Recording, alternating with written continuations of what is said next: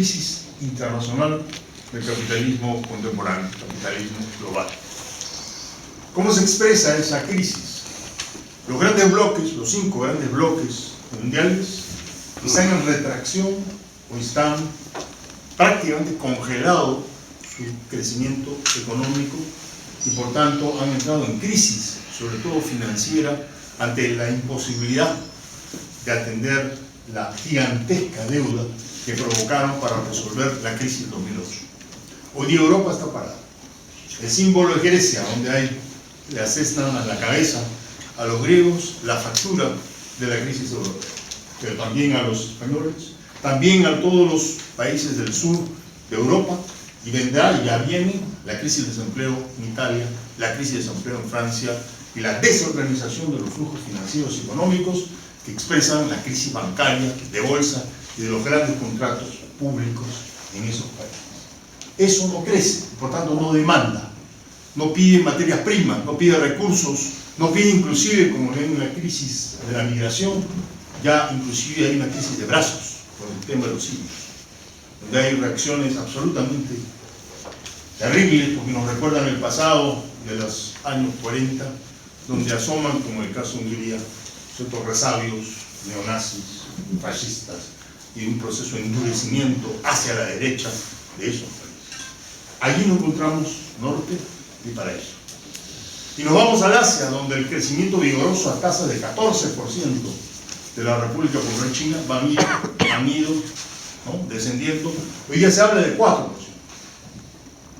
China es nuestro principal comprador de cobre y también de un conjunto de metales que son importantes para la economía del Perú.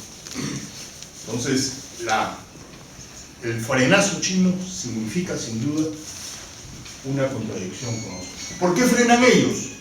De repente por razones seguramente de posicionamiento internacional, pero sobre todo porque ellos necesitan resolver una contradicción interna, que es traer cada año prácticamente un equivalente al Perú hacia el lado donde están desarrollándose las fábricas, las empresas, los edificios, las ciudades, todo lo demás. Y ese costo de transacción de un paso de países, sectores, de regiones, hacia esa nueva economía genera una serie de ajustes y han decidido regular. Y esa es parte de la explicación interna. Y luego una explicación externa, que es entrar en lucha con el gigante mundial y con los Estados Unidos. Como todos saben, en 2021 China pasa a ser el primer país del mundo. Entonces, en ese tránsito, y enfrentados al imperio tradicional, sobre todo los Estados Unidos, han devaluado 6 veces su moneda para darse mayores elementos de competencia internacional. Pero con eso han desregulado el conjunto de transacciones financieras globales. Por eso aquí se refleja, por ejemplo, en la variación del tipo de cambio que tenemos aquí. Pero no solamente China, Corea, Japón, es todo lo que es el mar de China que entra en contradicción. Por tanto, ahí tampoco necesariamente está el horizonte de la salvación de un país como el Perú. Adoptó la curiosa posición de ser un país primario exportador siempre, tener un perro del hortelano como un presidente que jala la cadena, felizmente, ¿no es cierto?, y un sistema político y económico basado fundamentalmente en el liberalismo intransigo, con un individualismo que raya con los libertarios, pero no por anarquistas de izquierda, sino por anarquistas de derecha.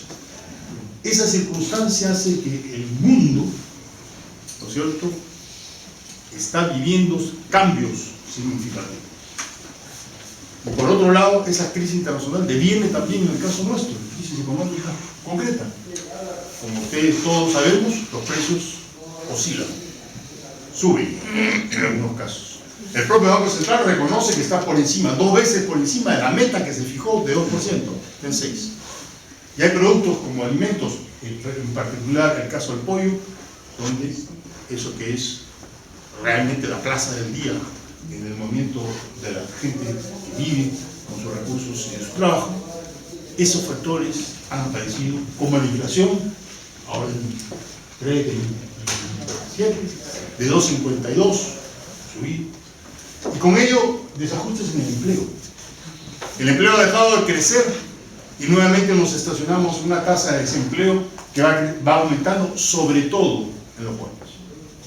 Es decir, que acá hay un factor no solamente de ingresos, que ya no crecen ni decrecen, sino también de cantidad de empleos en los cuales los jóvenes nos dieron una lección por la lucha por la ley así llamada Pulpín, por su capacidad de orquestación, de organización, de reacción frente al intento de agraviar, ¿cierto?, sus derechos fundamentales. Pero hay otras cosas, inclusive más importantes de repente en la conjetura del desarrollo histórico del Perú, el lote 192. Es una prueba ácida, una prueba de fuego para nosotros. Yo quiero decirle que necesitamos, compañeros, expresar el poder de reivindicar nuestros recursos fundamentales, nacionales, como es el caso de ese lote 192. Yo creo que hay que organizarnos para convocar un referéndum, solicitar y exigir, ya que entre el Congreso y el Poder Ejecutivo están en uno, dime que te diré, que sí te aceptaré, que no te aceptaré, pero si tú modificas, esto hay que zanjarlo. Y hay que pedirle a la población que decida, con un referéndum, si ahora en adelante Petroperú seguirá o no seguirá en el petróleo que es el...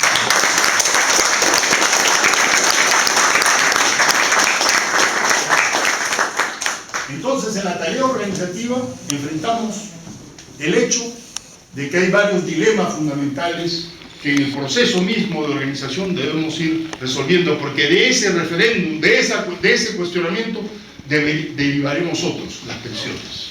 6.358 millones de soles que se han ido al agua. ¿Quién responde por eso? Ese casino donde la plata de todos nosotros sale del bolsillo, va a unas financieras, y esas la colocan en Estados Unidos. Pierden allá, cobran igual acá. 6.358 admitido con una frase que parece de humor del superintendente de Banca de Seguros, Daniel Chifloque, que efectivamente tiene mucho humor.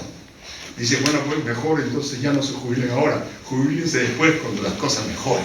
Eso es una buena a los 100 años, a los 102 años. Pensión. ¿Quién gobierna la finanza del Perú? Cuando uno ve las reservas internacionales netas del Perú, están en 60.000 casi todo el tiempo. Pero, si vemos quién tiene esa plata, antes la tenía el Banco Central. Han perdido 22.000 millones de reservas. ¿Y dónde están esas reservas? En las arcas de las AFPs, que han ido sistemáticamente tomando esos dólares, los tienen y los colocan afuera. Entonces, ¿quién maneja ahora realmente la economía? El Grupo Romero, como siempre, adelante, en términos financieros, con su Credit Corp, que maneja a través de su agencia AFP los recursos de todos nosotros. Yo creo que hay que pedir una cosa muy sencilla, que todos los miembros de AFP se reúnan, y así como hace la izquierda, unas elecciones primarias, abiertas, directas, secretas, elijan a sus representantes en el directorio de las AFP. Y así evitamos por lo menos que eso sea secreto y escondido, y sea transparente, y sepamos dónde están los recursos que asegurarán la vida del futuro de los mayores, de los que han trabajado una vida. Entonces se va desgranando de lo que hemos conversado. Hay una crisis económica en ciernes que requiere un manejo firme, enérgico, implacable con el Banco Central. Que lo ponga en su sitio, que lo ordene. Él tiene que cumplir de acuerdo a lo que Perú necesita, no el Perú tiene que trabajar para las utilidades que tú necesitas. Ese cambio de lógica simplemente es una propuesta que evidentemente va a encontrar la reacción, ¿no es cierto?, de la derecha, de lo cual nosotros debemos derrotar política, electoralmente, para conseguir esos objetivos fundamentales. Si hay esa crisis internacional, si hay crisis económica, volteemos ahora a la página a qué tipo de sistema político estamos asistiendo. Hoy día han salido las encuestas de GFK, amigo, un técnico valioso que hace encuestas, publicado en el diario de la República, los resultados. Hay una cosa útil y aleccionadora para nosotros. Más o menos el 60% de los electores, futuros electores, dicen, no sepa. Hay un grupo que se ha prendado de la dama, la señora Evito Fontanella, no, creo una cosa, Otra parte sigue con el que está buscando hasta ahora su pasaporte, no lo encuentra. Y lo otro, pues, es el rey de la inseguridad, soltó a 6.548 narcos y delincuentes en un mecanismo, además, que ya todos saben que se llama narcos. El rey de la inseguridad. Entonces ese bloque junto no llega a 45%. Quiere decir, en una confrontación de toda la derecha unida en segunda vuelta, no llega. Y además, todavía no hemos visto sus contradicciones. Pero, volviendo al tema central, en esa encuesta se consulta sobre cuánta aprobación tiene el presidente de la República. ¿Cuánto está? 12. El Parlamento, cada marcha es 5 puntos menos, ya deben estar casi rozando el piso. Y por supuesto el sistema judicial y el Poder Judicial, no hablemos, porque francamente eso da vergüenza a todo el país. A ver, Constitución de 1993 que iba a cambiar el Perú, iba a modificar, no sé, todo lo que dice la literatura, hoy ya se enfrentan los resultados. ¿Y cuáles son los resultados? 90% de los ciudadanos decimos, esos poderes que nos han construido y su modo de funcionamiento de la Constitución del 93 no sirven para nada. Y si sirven para vender el país, a pedazos, a retazos, en concesiones, en alianzas con el gran capital, como fue, para eso sirve ese instrumento que lo único que ha causado es zozobra, inseguridad, fatiga y que los ciudadanos se sientan profundamente, que repudien profundamente iba a decir una mala palabra, la corrupción que existe, que campea en todos los ámbitos. Se presentan además esos fantoches del pasado de los 90 con una cara que hasta defienden derechos humanos, que por lo menos debía tener el pudor ético de sentarse, callarse la boca y mirar el televisor y no hablar de esos temas, que les recuerdan la cantuta perública, muy hábil y finalista de nuestros camaradas y compañeros que dejaron su vida en la defensa, en la representación de los intereses populares, sindicales. Entonces, ¿qué cosa hay que hacer con ese armatoste? Con ese documento que nos gobierna falsamente desde que un golpe de Estado lo instaló? Hay que derogarlo. Y derogarlo para construir nuevas reglas ciudadanas sobre la base de una nueva constituyente, que no la vamos a arrancar simplemente escribiéndola. Tenemos que arrancarlas caminando por las calles, aquí de los Miro Quesada, por supuesto, donde esté el local tan importante.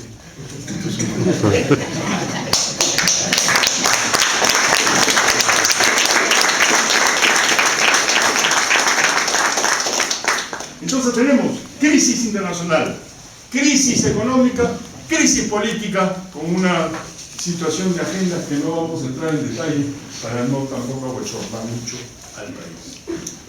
Estas tres. ¿Y qué ocurre además? Caminando por las calles hoy día, agua, lluvia, ¿no? Calle mojada, un día, 2 días, 3 días, acá en Lima. Más arriba, ayer salió un informe de la comisión que sigue al niño. 6 grados de más en Maipaita. Lo más probable es que esté entre fuerte o extraordinario. Que sí que se nos vienen las aguas del Nilo. Y por tanto, esas cuestiones que nos superan, pero que nos obligan al mismo tiempo a limpiar causas, a limpiar canales, a limpiar puentes para poder organizar la defensa de la ciudadanía frente a esos fenómenos naturales. Ahí también los partidos que tienen historia saben, porque lo han vivido en el 83, lo han vivido en el 97, que hay que agarrarse bien fuerte de la mano para enfrentar esos peligros. En las regiones, en Lima, en los ámbitos de las quebradas, de las casas a los cerros, de los distintos intereses donde siempre pagan la factura los financieros. Entonces, hay una tarea de tormenta perfecta que se acerca, crisis internacional, crisis económica, crisis política y encima crisis climática. Que no nos agarre la crisis antes de estar organizados en una izquierda y un movimiento popular que sea capaz de expresarse contra esa crisis. Bien. Si esto es así, ¿cuál es la respuesta? Sin duda, el capital tiene su modo de organización. El capital tiene sus bancos. El capital tiene sus empresas financieras, tiene sus periódicos, tiene el 80% de los periódicos. 900.000 ejemplares nos caen todos los días en la cabeza, para meternos en la cabeza que esto es guerra y que combate son las series más inteligentes que tiene el país. Hay un bombardeo mediático que además descubre cuál es el mejor candidato para la izquierda. Para la izquierda el mejor candidato sobre todo debe ser antisocialista, ¿no es cierto? Debe ser profundamente enamorado de la sociedad nacional y minería, y debe en lo posible haber sido funcionario de la SUNAT en la época de Fujimori. Así sí, la izquierda sale bien.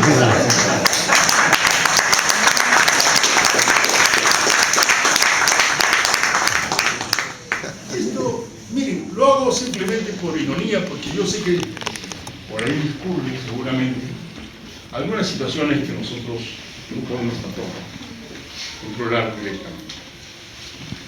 Entonces, ¿cómo responder? La única manera es separados o juntos. La señora que dice, mire, va a bajar por la quebrada un montón de agua, va a tener piedras, etc. Pero yo tengo asegurado lo que está aquí adelante de mi casa, que es un lote que tiene 6 metros más o menos a la entrada, y yo le paso la escoba y ahí yo sí me voy a salvar. La vecina, bueno, si yo le paso el agua a la vecina, ella tendrá que pasarse a la otra vecina y la otra vecina, la otra vecina. Quiere decir, todos con escobita, salvando lo suyo, pero no dándose cuenta que usted no solamente se ataca. Y se ataca con el Estado, defendiendo que sea un Estado que sirva a la colectividad. Quiere decir que las máquinas públicas, las máquinas de los ministerios, de las entidades de trabajo de los ministerios, tienen que atacar, pues, defendiendo, creando la defensa ribereña, limpiando los cauces, arreglando, inclusive relocalizando a la gente. Para eso es el Estado, si el Estado es popular, sirve a la gente, no al revés, espera que cada gente con sus cosas la suba en la puerta de su casa y no puede resolverse de esa manera. Hay la evidencia entonces completa que debemos buscar la unidad de todo el pueblo para enfrentar estas crisis, y para que esa unidad de todo el pueblo se construya necesitamos la unidad de las fuerzas democráticas, progresistas, antiimperialistas, socialistas, nacionalistas de izquierda, que se suelden en un proyecto que requiere, como todo proyecto de esa dimensión, un liderazgo, una energía firme en conducir ese liderazgo y adquirir una talla que haga claro para los otros que no quieren esa unidad que alguien es más portador, y no lo digo por las siglas del INAS, sino más portador, por coincidencia, más portador del proyecto unitario, que tiene un componente económico, y enhorabuena entonces que se haya formado una comisión de planeamiento, de proyecto, donde 100 técnicos han juntado, comenzado a conversar sobre las propuestas de políticas que debemos llevar en varios temas, en los cuales muchos de ellos están vinculados a la nuestra. Segundo, necesitamos comunicar, informar, porque el adversario tiene todo. Nosotros tenemos el diario 1, digo acceso porque también nos dice cada cosa. La vez pasada esto no lo puedo dejar pasar. Nos invitaron a una reunión, a todos los, a varios dirigentes. Tú sabes, creo que estás en Ica, y Alberto no estaba en Arequipa, en Perú. Bueno, nos invitan a esta reunión muy gentil, y entrando nomás nos sentamos y encontramos dobladito así, ¿no?, el periódico. Y en la parte de arriba a la derecha decía: la izquierda se aliará con Acción Popular y con Somos Perú. Es esto, bueno, esta es una invitación, seguro. Entonces, los más distraídos abrimos las páginas, agarramos la página 4, declaraciones del precandidato X, Y, Z. Yo me diferencio de la izquierda moderna, decía ese papelote, ¿no?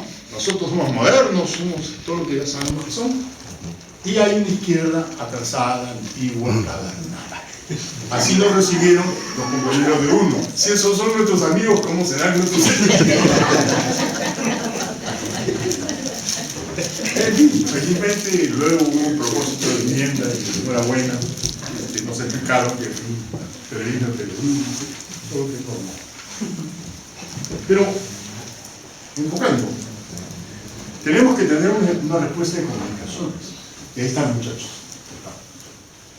los de las ¿cómo le llaman? Las redes sociales, del Twitter, ¿no es cierto? Del Facebook, del Instagram, del YouTube, y después el WhatsApp, y todos los trucos. Y yo lo he vivido directamente como expresión cuando hemos estado en Puno, Juliaca, en Cusco, ¿no es cierto? Estábamos hablando y ya estaban tuiteando lo que estábamos haciendo, y estábamos saliendo prácticamente en directo. De mi tiempo uno escribía unas cartas, decía, querido compañero,